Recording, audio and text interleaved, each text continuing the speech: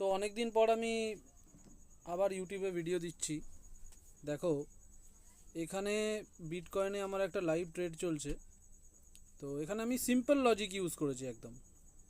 এক নম্বর হচ্ছে ডিমান্ড অ্যান্ড সাপ্লাই, আর সেকেন্ড হচ্ছে দুটো ইন্ডিকেটর, ইএমএ 920 ক্রস ওভার আর ইএমএ 200। ঠিক আছে, তো এখানে দেখা যাচ্ছে ক্লিয়ারলি, দেখো তোমরা, ক্রস ওভার হয়েছে এই জায়গাটায়, এইখানটায় হয়েছে ক্রস ওভার। ঠিক আছে, আচ্ছা এইবার ট্রেড নেওয়ার লজিক কী হয়েছে, ক্রস ওভার হওয়ার পরে যখন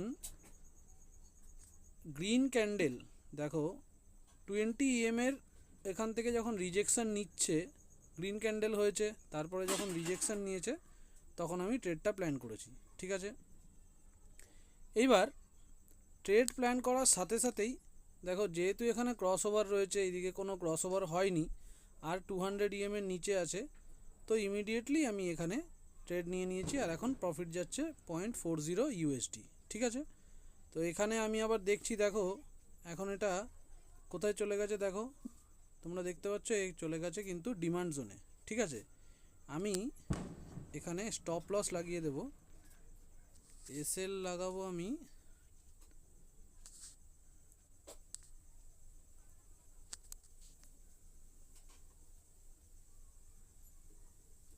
ধরো মার্কেট চলছে এখন 1099, তো আমি 11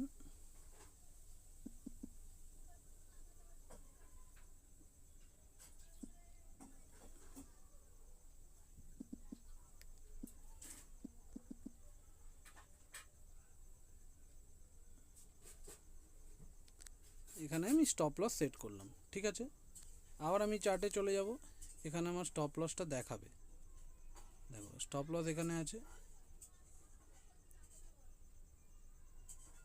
এইবার আমি এখানে এসএলটাকে টেনে নিয়ে ঠিক এর নিচে প্লেস করে দেব। তাহলে এটা কি হলো, এটা আমার রিস্ক ফ্রি ট্রেড হয়ে গেল। ঠিক আছে, এইভাবে ট্রেড করতে হয়।